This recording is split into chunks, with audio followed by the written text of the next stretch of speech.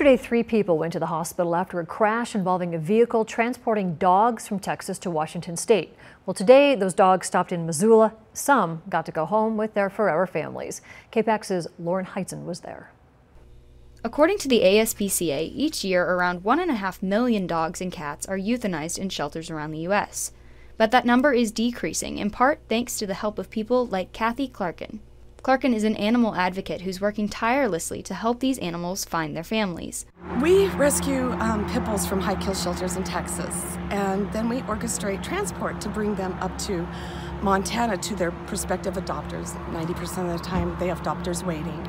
And so we scheduled with this one transport, and it got hit in Wyoming at 1 o'clock in the morning, and it killed a dog. On October 20th, a transport carrying 43 dogs was bound for Washington State before heading to Missoula.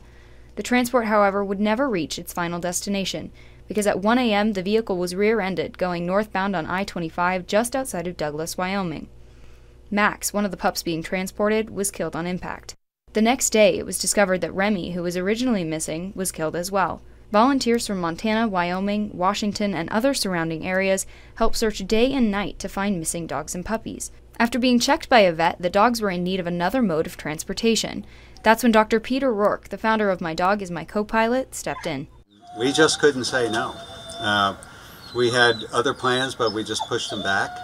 So I jumped in the plane this morning around 5:30 and flew over to Douglas, Wyoming, picked up the dogs, and the first time they got on the van, they probably thought they got the golden ticket.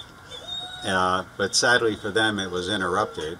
Dr. Rourke flew the dogs to Missoula and then to Seattle, dropping them off to their new owners or to non-kill shelters. New owners picked up their pups from the Missoula International Airport on Sunday afternoon.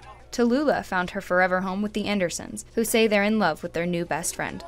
I think she's calm and loving